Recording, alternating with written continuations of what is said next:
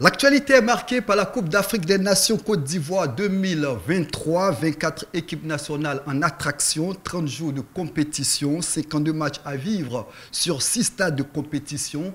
2FTV sera au cœur de l'événement à travers feuilles de match. Votre plateau de mise en lumière, de décryptage et d'analyse est en mode CAN. Et pour ce numéro inaugural, 2 confrères nous visitent. Giradia, bonjour. Bonjour à toi Jean-Richard, bonjour à tous les sportifs qui nous suivent depuis là où ils sont. Romary Dofou. Bonjour Jean-Richard, et bonjour à tous, chers amis téléspectateurs. Magnifique plateau, il faut le dire, c'est très bien décoré. Merci à vous, Evie. Avec vous, nous allons avoir un regard panoramique sur l'organisation de la Coupe d'Afrique des Nations. Nous allons parler également des forces en présence à travers le décryptage des différentes poules et puis coup de projecteur sur l'équipe nationale de la Côte d'Ivoire. Est-ce que les éléphants sont prêts? On dira oui, ça fait l'actualité et on aura le temps d'en parler quand on sera sur ce point-là. Alors, pour moi, nous sommes à quelques jours de la Coupe d'Afrique des Nations. Et justement, on peut dire que toutes les équipes sont prêtes. Voilà, parce que lorsque vous venez dans une telle compétition, il y a l'état psychologique que vous mettez en place. Et tout à fait, on peut dire que toutes les équipes sont prêtes, y compris la Côte d'Ivoire, qui est notamment le pays hôte de cette 34e édition de la Coupe d'Afrique des Nations. Avant d'ouvrir les vannes des échanges, eh bien, chers confrères, on va regarder cet élément sonore qui met en évidence quelques aspects de l'organisation avec le COCAN. La Côte d'Ivoire se prépare avec enthousiasme pour la Coupe d'Afrique des Nations 2023. À travers le pays, 6 stades se dressent fièrement, prêts à accueillir les légendes du football africain. Partons à la découverte de ces temples du sport où l'adrénaline et la passion brûleront plus vives que jamais. Au centre d'Abidjan, capitale économique de la Côte d'Ivoire, s'érige le stade Félix Houphouët-Boigny. Stade historique avec des tribunes entièrement réinstallées et couvertes, cet édifice situé en plein cœur de la commune du Plateau captive par sa grandeur. Doté d'une pelouse hybride, il offre une vue imprenable sur la lagune ébriée. Au nord d'Abidjan, à Ebimpe, sur une superficie de 20 hectares, le stade olympique Alassane Ouattara, doté de 60 000 places, d'une pelouse naturelle et d'un parking pouvant accueillir plus de 10 000 véhicules, ce stade, l'un des plus grands d'Afrique de l'Ouest, il recevra les matchs d'ouverture et de clôture de la CAN 2023. À Yamoussoukro, la capitale politique de la Côte d'Ivoire, se situe le stade Charles-Konan Banny. Avec une capacité de 20 000 places, ce terrain est équipé d'un gazon hybride, de projecteurs et d'écrans LED. La tribune principale, répartie sur 2 étages, abrite des bureaux, des vestiaires, un espace VIP et une salle de presse. Toujours au centre de la Côte d'Ivoire, le mythique stade de la Paix de Bouaké.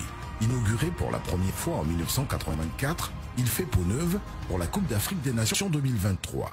Sa capacité d'accueil a été portée de 25 000 à 40 000 places, avec une toiture pour l'ensemble des gradins. Sur la côte sud-ouest de la Côte d'Ivoire, la ville balnéaire de San Pedro se prépare également à accueillir la compétition. Le nouveau stade olympique de la ville, stade Laurent Pokou, s'étend sur une superficie de 16,5 hectares, avec 20 000 places assises entièrement couvertes et un parking de 2 000 places. Korogo, dans la région du Poro, au nord de la Côte d'Ivoire, est la 5e ville de la Côte d'Ivoire qui accueille la CAN 2023. Le stade de la ville, stade Madougon Koulibaly de Korogo, construit sur une superficie de 20,17 hectares, est équipé de 20 000 places entièrement couvertes, d'un gazon naturel et d'un parking de 2 000 places.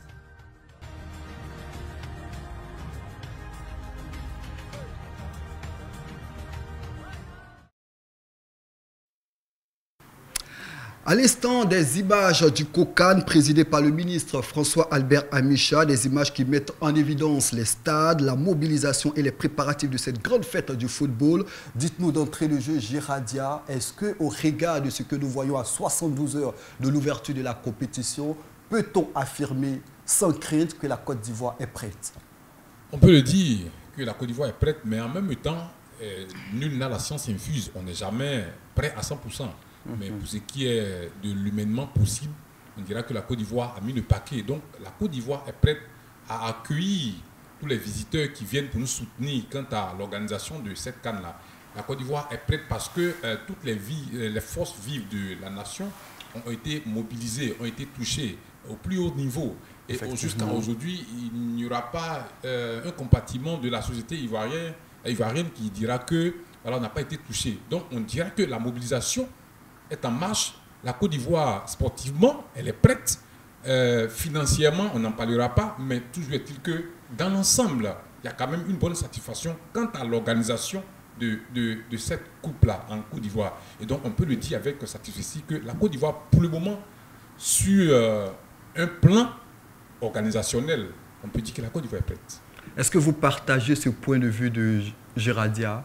Effectivement, il faut dire que lorsqu'on lançait notre candidature devant la Confédération africaine de football, le comité de pilotage a donc émis des images de qualité, des stades de qualité, justement une mobilisation assez forte.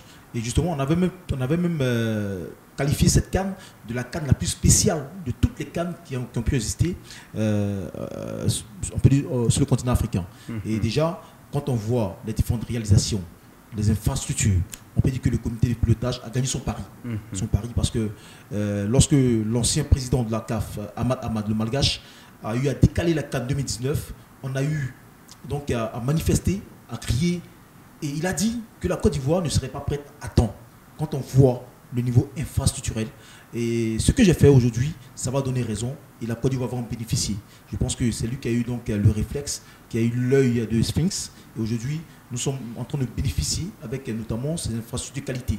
Alors, quand on parle de CAN, ce que les gens doivent savoir, c'est vrai, c'est une compétition sportive, mais c'est une démonstration de force. Effectivement. De chaque pays, que ce soit au niveau infrastructurel, au niveau sécuritaire, au niveau hôtelier, tous les aspects sont pris en compte. Et aujourd'hui, je pense que la Côte d'Ivoire est en train de gagner son pari. Et c'est le lieu de dire merci à l'État de Côte d'Ivoire parce que déjà, on voit un pays qui est en train de se repositionner comme le fleuron d'un système footballistique et aussi un système qualitatif sur l'échiquier mondial. Et on voit bien évidemment les différents stades avec le stade Félix Houphouët-Boigny, 29 000 places, le stade olympique Alassane Ouattara de BMP, 60 000 places, le stade Charles Konambani de Yamoussoukro, 20 000 places, le stade de la Paix de Boaké, 40 000 places, un stade qui a été bâti pour la Coupe d'Afrique des Nations en 1984, j'y arrive, et un stade qui a été retravaillé, le stade Amadou Koulibaly de Kourogo et le stade Laurent Poko de San Pedro, 20 000 places. Au regard de ces différentes infrastructures, comme vous le dites, il y a de la satisfaction. Effectivement, j'aimerais donc rectifier un petit truc, il y a une petite erreur, Félix Houphouët-Boigny c'est 40 000 places. Ah oui. Alors, il faut dire que le joyau architectural aujourd'hui qui est en train de faire la fierté de la Côte d'Ivoire, qui est l'un des stades les plus mythiques de notre pays, aujourd'hui fier à lui. Et je pense que le Félicia, pour ma part, devrait abriter la finale. Parce que c'est un stade mythique et qui porte le nom d'un homme mythique. Mais vous savez, quand une équipe nationale joue, l'organisation, on penche plutôt sur l'affluence des supporters. Donc je pense que c'est en ce sens que nous choisissons Ebimpe. Mais pour ma part, le Félicia, aujourd'hui, c'est une grosse satisfaction. Voilà. Et la Côte d'Ivoire est une fierté aujourd'hui. Parlant bien sûr des stades flambants, neufs, on dit qu'il y a satisfaction. Mais encore, pour revenir encore sur l'aspect de ce qu'on a eu à poser comme question, est-ce que la Côte d'Ivoire est vraiment prête? Je dirais oui. En ce sens que quand on entend la mobilisation qui est autour de cette CAN, pas forcément en Côte d'Ivoire, et on nous fait dire que pour la CAN 2022 du côté de Yaoundé, les accréditations de journalistes tournaient autour de, je crois, de 3000 demandes. Aujourd'hui, on est allé au double presque. Près de 5000 demandes d'accréditation. Au-delà même du double. Et la mobilisation au niveau européen, mais c'est fort. Et donc, c'est clair que s'il n'y avait pas quand même quelque chose d'extraordinaire en Côte d'Ivoire, si les Ivoiriens n'étaient pas aussi prêts, on allait avoir l'écho de ce qu'il y a quelque chose qui tâtonne en Côte d'Ivoire. C'est parce que les gens ont envoyé des émissaires en terre ivoirienne. Ils ont été satisfaits que toute cette mobilisation est autour de cette CAN. Donc, on peut peut-être être sceptique pour certains, ils ont le droit. Mais en même temps, il y a la réalité qui est en face. La mobilisation qui est sonnée de partout. Et on nous fait dire qu'il y a environ 1,5 million à 2 millions de visiteurs qui viendront pour cette CAN en Côte d'Ivoire. Et pour aborder dans le même sens que vous, il y a plusieurs rencontres qui sont déjà sold out. Exactement. À l'image de tous les matchs de la Côte d'Ivoire, tous les tickets ont été déjà vendus. Oui, et quand nous savons que la Côte d'Ivoire, c'est un pays à destination prisée en termes de tourisme, même si ces dernières années, on a eu quelques difficultés parlant de crise politique qui ont fait que voilà, les projecteurs étaient tournés un peu ailleurs. Aujourd'hui, tout ce que la Côte d'Ivoire a perdu est en train de revenir. Et donc, c'est quand même une belle occasion pour des gens qui regardaient la Côte d'Ivoire de loin de venir se satisfaire de ce qu'on dit, soit de la Côte d'Ivoire, qu'il soit bon ou mauvais. Et donc, moi, je dirais que voilà, il y a quelque chose de grand qui se prépare. Les Ivoiriens sont fin prêts.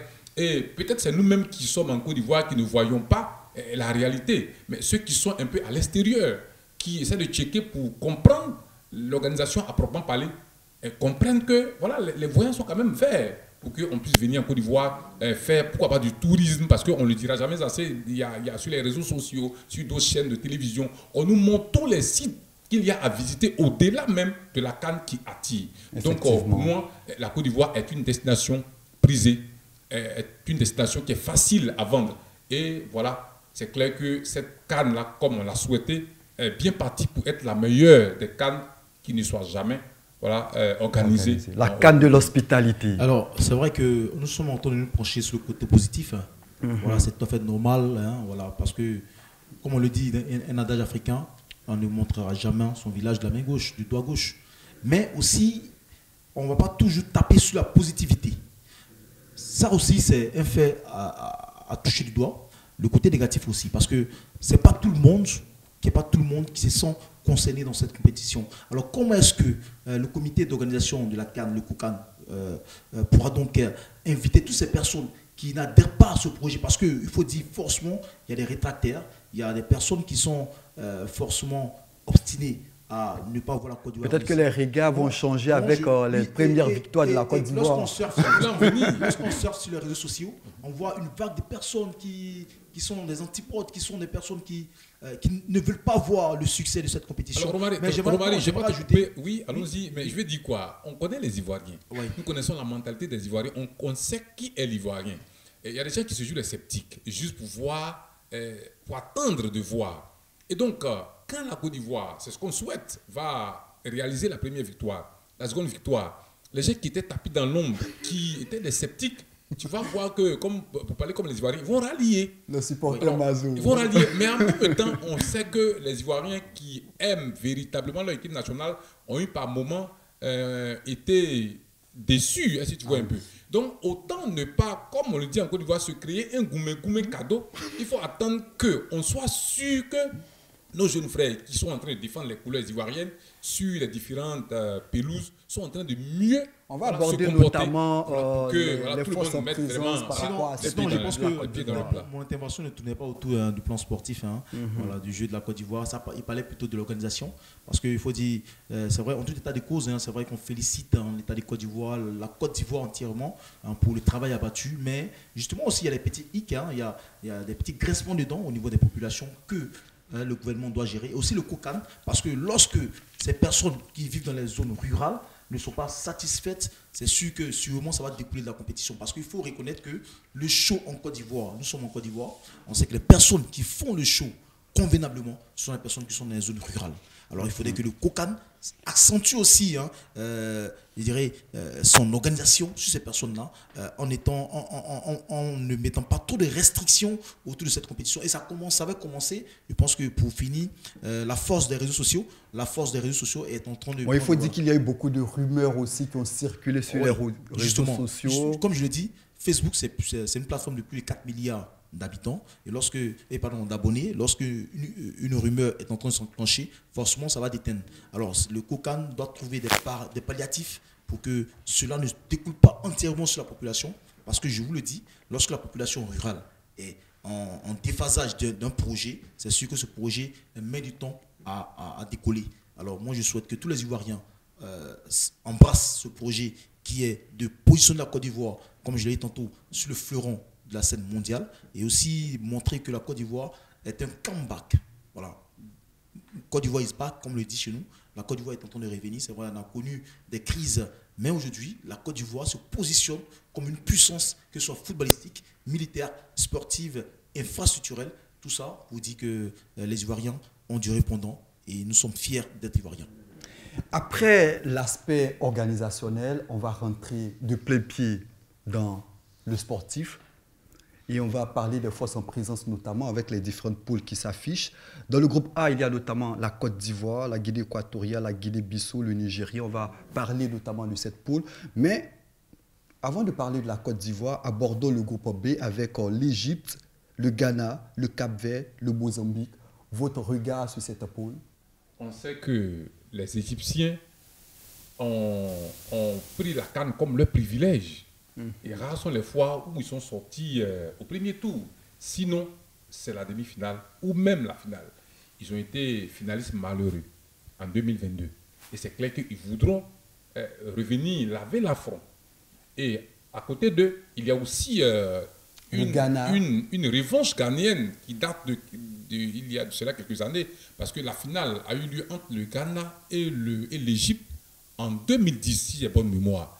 Et là, les Ghanéens ont perdu la finale. Et donc, à côté de cela, il y a la Guinée équatoriale.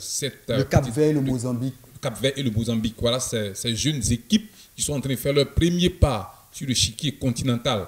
C'est vrai, aujourd'hui, on ne le dira jamais assez, le football a évolué sur tous les continents. Mais toujours est-il que les ténors restent les ténors. Et au risque de me répéter, la CAN reste un privilège pour les Égyptiens. Ils ont 7 étoiles sur leur maillot, ils n'ont pas usurpé, ils l'ont arraché comme... phase finale de oui, et c'est l'Égypte seule qui a remporté 3 fois de suite cette compétition-là. Et donc quand tu joues dans la même poule avec l'Égypte, c'est clair qu'il y a difficulté. Donc tout de suite, si je peux me pronostiquer, je dirais que les 2 équipes qui partent avec la faveur des pronostics, c'est bien sûr le Ghana et puis l'Égypte. Voilà. Dans la poule, c'est une poule qui, maintes fois, c'est vrai, on a tendance à penser aux favoris, hein, l'Égypte qui n'est plus à présenter. Après 2 absences de la CAN, lorsqu'elle a remporté le triplé, elle est revenue, elle a joué la finale en 2017, elle est revenue, elle a joué encore la finale en 2022. Ça peut dire que l'Égypte maîtrise tellement le football africain. Alors pourquoi? Parce que tout simplement, l'Égypte a un système sportif basé sur la localité. L'Égypte, vous allez voir les jeux les mieux payés sur la scène africaine. Vous allez voir que le classement est dominé entièrement par les Égyptiens.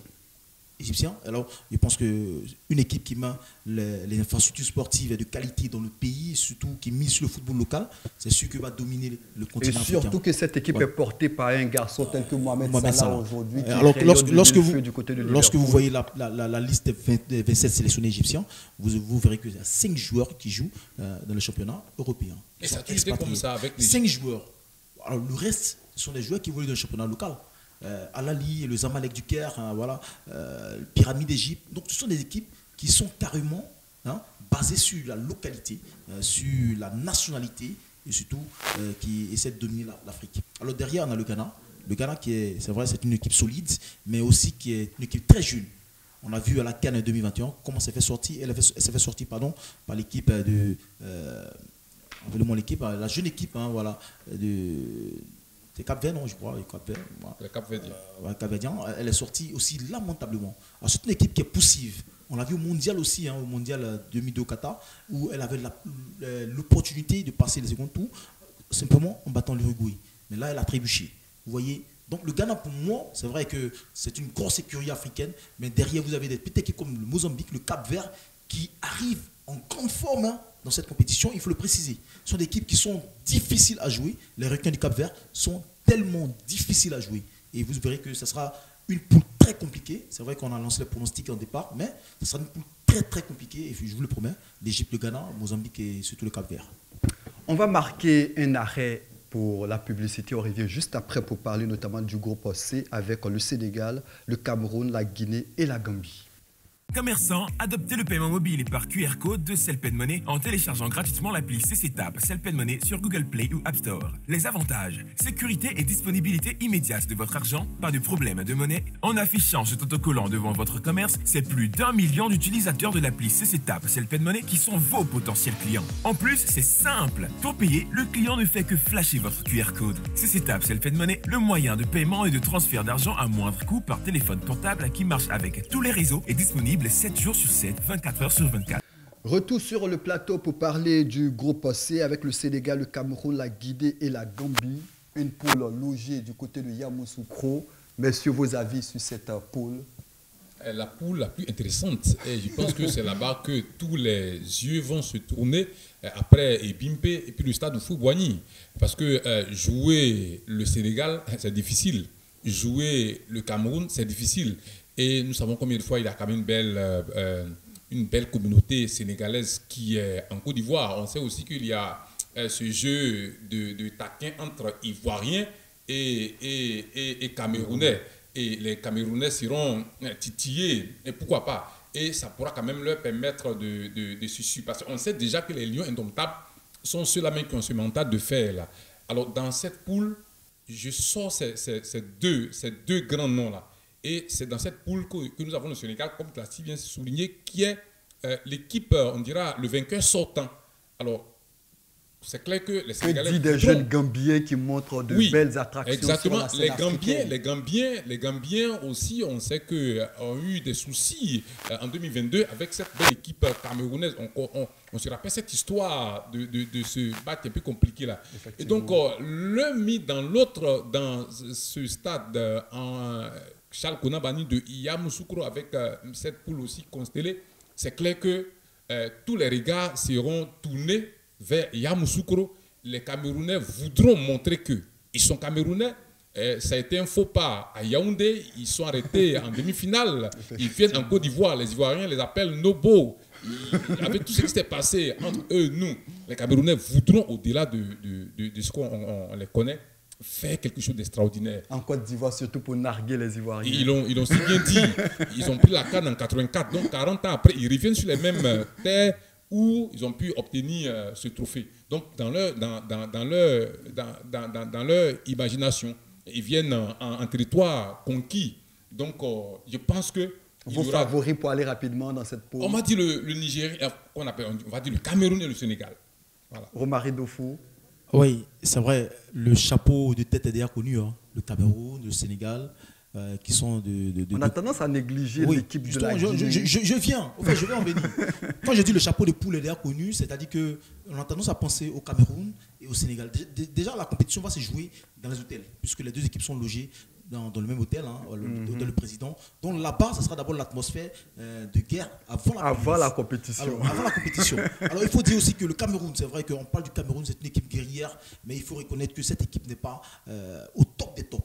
Le Sénégal aussi, c'est vrai, le pays est champion d'Afrique en titre, mais vous avez des joueurs tels que Sadio Mané, Kalidou Koulibaly qui sont expatriés, qui sont allés jouer dans le Golfe Persique, et le très bon joueur Nampalys Mendy, que j'aime très bien, lorsqu'il est venu à Leicester, qui justement a rétrogradé en deuxième division et qui s'est envolé du côté de l'Arabie Saoudite. Vous voyez que ce sont les forces vives sénégalaises qui se sont rétrogradées, qui ont juste perdu. Oui, c'est vrai, on parle du Golfe, on parle des milliards, des pétrodollars, mais sachez que la compétition vive comme en Europe n'est plus dans les jambes de Sadio Mané, n'est plus dans les jambes de Nampalys Mendy, n'est plus également dans les jambes de Kalidou Koulibaly. Et la preuve en est que le Sénégal, avant-hier, dans son match, a eu du mal avec le Niger. Dans les dernières minutes. Ça peut dire que ce sera une compétition rude. Mais derrière, vous avez une équipe comme la Gambie, emmenée par un excellent Moussa Barou, qui a fait le feu avec Bologne du côté de l'Italie, qui était un joueur virevoltant, une équipe qui joue, hein, qui est tellement offensive, il me souvient à la CAN précédente, c'était la seule équipe qui avait le ratio de plus de tirs dans cette compétition. Ça peut dire qu'elle tire beaucoup et c'est une équipe qui a des forces vives, des joueurs tellement puissants, et vous verrez que ça sera carrément difficile à jouer. C'est vrai qu'on a tendance à penser au Cameroun, on a tendance à penser au Sénégal, mais je vous fais la promesse que l'équipe amenée par le capitaine Moussa Barou, qui sont les Scorpions de la Gambie, c'est une équipe tellement teigneuse à jouer. Et moi, je suis sceptique parce que c'est une compétition africaine.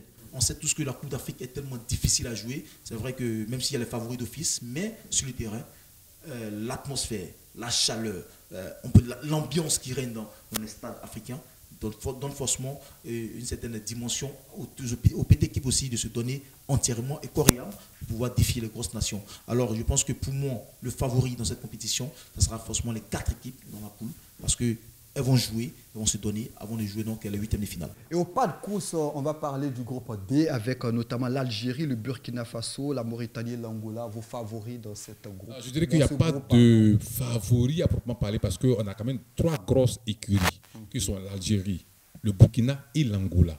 C'est vrai que les Mauritaniens sont en train de faire leur expérience, ils sont à leur 2e expérience, je dirais comme ça. Et l'Angola l'Angola, c'est une force en présence. Les Burkinabés ont joué leur première finale en 2013, ça n'a pas été bon, et ils ont toujours été, ils ont même joué les demi-finales en 2017. C'est une équipe qui commence à gagner en expérience. Les Angolais également, ils ont les moyens de leur football. Et on n'oublie pas les Algériens qui, eux aussi, quand même, ont 2 étoiles sur leur maillot. Et donc, quand tu mets l'Angola et que tu mets le Burkina et l'Algérie, ça fait 3 favoris. Donc, pour moi, on peut parler de 3 sortants. Voilà. Alors, on a tendance à parler du Burkina, de l'Algérie, mais il faut rappeler aussi que la Mauritanie, sur cette campagne des éliminatoires, des qualifiers de la CAN, était l'une des meilleures équipes. Hein, voilà, à peine ne serait-ce qu'un seul match durant toute la campagne éliminatoire.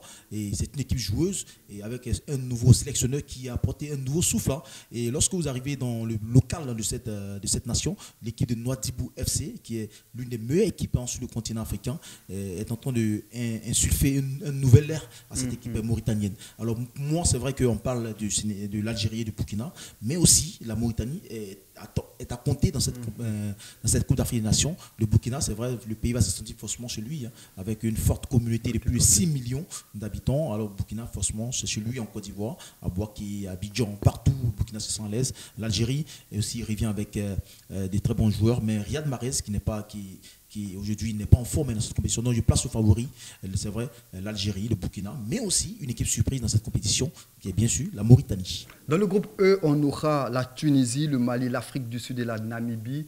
Et cette groupe, rappelons à toutes fins utiles, sera logé à Kourougo. Vos avis, monsieur, sur ce groupe assez rapidement? Difficulté pour les équipes qui viennent des zones un peu tempérées, parlons de l'Afrique, voilà, les Sud-Africains et bien d'autres.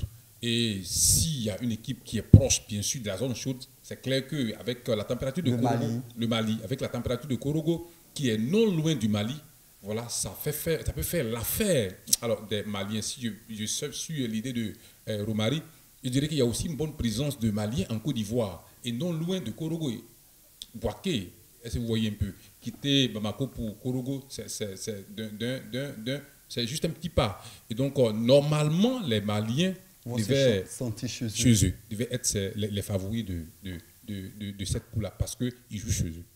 Alors moi je vois les favoris en tout rapidement, le Mali et l'Afrique du Sud. L'Afrique du Sud qui est en train de redimensionner son football avec notamment le nouveau souverain du président, le docteur Patrice Motsepe, qui a justement conduit l'équipe de Mamelodi Sundowns au cœur du football continental. Alors je pense que pratiquement la particularité ou encore la plupart des joueurs qui évoluent dans la sélection viennent du Mamelodi Sundowns avec l'équipe de Kaizer Chiefs où évolue le gardien ivoirien qui est l'équipe de Cheche Kouné. Alors c'est une grosse écurie. Alors on voit les favoris, le Mali et l'Afrique du Sud dans cette poule. Maroc, RDC, Zambie, Tanzanie. Maroc et Tanzanie.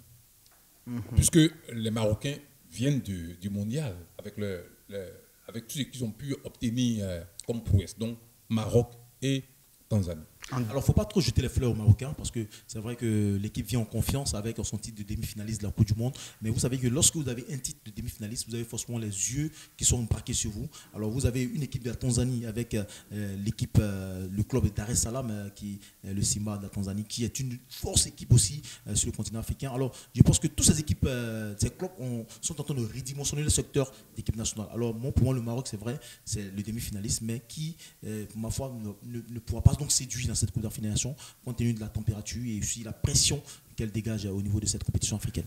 Dans le prochain numéro de feuille de match, on va s'arrêter plus longuement sur l'équipe nationale de la Côte d'Ivoire, mais déjà vos avis sur cette équipe assez rapidement avec Jean-Louis Gasset qui a maintenu les 27. Votre regard sur cette équipe ivoirienne? Je me dis que c'est ce que Gasset peut faire d'utile qu'il a fait. Et on n'a plus véritablement ce facteur X qui existe dans l'équipe nationale de Côte d'Ivoire. Il faut mettre l'accent sur le bloc équipe, c'est ce que Gasset a compris, en touchant un peu de partout. Il faut utiliser ceux qui sont en forme pour le moment. Il a pu les sélectionner et, au risque de me répéter, on met l'accent aujourd'hui, parlant bien sûr de l'équipe des éléphants, sur le bloc équipe. Alors, on dit entre deux mots, il faut choisir le moins de mal. On n'a pas véritablement de grosses têtes. Nous ne sommes plus à l'ère de Didier Drogba et de Yaya Touré. Nous sommes avec une jeune équipe qui est en train de monter. Donc, pour moi, cette équipe a son mot à dire. Surtout que nous jouons la CAN chez nous. Et ils ont quand même ils ont leur mot à dire dans cette compétition. C'est un privilège de jouer chez soi. Oui, oui. Et oui, nous sommes en Afrique. C'est vrai qu'on dira même que aujourd'hui, se déplacer, aller jouer ailleurs, ça ne compte plus en tant que tel. Du moment où en Europe, même le but qui comptait double a été annulé. Quand bien même ça répétait encore sur le continent africain. Alors, jouer chez soi, on sait qu'on a toutes les forces vives. On a ses supporters. On a le hurrah des supporters. On a le 12e homme qui est présent, qui nous accompagne. Mais en même temps, ça peut être une pression négative. Mais je pense que ces jeunes-là sont quand même habitués. Une question assez directe. Mais en oui. tant qu'observateur averti de la scène footballistique africaine, internationale, est-ce que vous croyez véritablement à cette équipe? Mais oui, je dis oui. Romary Doufou, votre avis sur déjà la liste de Gassé sur les 27? Alors, et puis vous nous direz si vous croyez également à cette équipe ivoirienne. Alors, dans cette liste, le seul hic, c'est l'absence de Wilfried Zaha. Alors, on ne va pas catégoriser pour un joueur qui, selon l'entraîneur, n'est pas discipliné. Alors, je pense que le football, c'est un sport de discipline. Alors, si l'entraîneur qui a eu donc, le regard, le nœud creux d'écarter Wilfried Zaha, il a ses raisons. Il a ses raisons. Alors, pour moi, cette équipe est une équipe dynamique. Alors, ça s'est vu, hein, déjà 16 matchs, et pardon, 16 buts en 3 rencontres, le 9-0. On dira que c'est face aux Seychelles, le 5-1 face à la Sierra Leone. Mais ce qu'ils oublient, la Sierra Leone nous a tenu en échec avec notamment l'erreur de Sangaré à la dernière minute lors de la CAN 2022 au Cameroun. Alors, c'est une grosse équipe. Alors 5-1, je pense que c'est quand même, on dira, une bonne satisfaction, un aura de satisfaction pour l'équipe de Côte d'Ivoire. Je pense qu'on aura donc l'occasion de suivre Thierry Lugassé, qui est en train de retrouver ses automatismes au niveau de l'équipe nationale, en alignant Sangaré, Seko Fofana et Franck Kessié dans le milieu de terrain, et surtout à l'attaque avec des joueurs tels que Konaté Karim, qui est une nouvelle pépite du football ivoirien, qui est Diakité Oumar, Sébastien Leur avec sa blessure, mais on a aussi Konaté Karim sur qui nous devons compter très fort, surtout Jérémy Boga, qui retrouve ses marques du côté de la Ligue 1 française et qui est en train de revenir et se repositionner en Côte d'Ivoire. C'est une équipe quand même dynamique. Les compartiments sont soudés, du gardien Yaya Fofana. Mais au niveau des gardiens, il y a beaucoup d'interrogations pour terminer là-dessus. Yaya Fofana, Badra Ali, Foli. Est-ce que vous croyez en ces garçons? Beaucoup d'interrogations, beaucoup de scepticisme. Yaya Fofana n'a plus rien à prouver. Bon, c'est vrai, il a 23 ans, mais on voit son expérience déjà. Il a su du côté de la Ligue 1 française. Par contre, c'est vrai que Ibrahim Sangaré, Badra Sangaré, qui est un bon gardien, c'est vrai, mais on sent qu'il n'a pas l'assurance aujourd'hui dans les perches. Vous voyez, avec la boute qu'il a eu à faire à la CAN, ça a encore joué sur son mental. Et surtout qu'il joue, il a quitté la 2e division sud-africaine pour arriver. Donc, forcément, ça pèse le mental pour lui. Alors, je pense que Yaya Fofana mérite d'être titulaire. Merci à vous de votre présence, Romary Doufou, Giradia. Avec vous, on a échangé notamment sur la Coupe d'Afrique des Nations Côte d'Ivoire 2023. On a parlé des aspects de l'organisation, on a parlé du sportif. La semaine prochaine, dans quelques jours, bien évidemment, ça sera l'ouverture de cette compétition Côte d'Ivoire, Guinée-Bissau. Et bien avant cette compétition, on aura l'occasion de se retrouver pour échanger à nouveau sur cette équipe ivoirienne. Nous remercions les équipes techniques qui ont travaillé à la réalisation de cette production. Merci de nous avoir suivis et puis restez surtout 2FTV.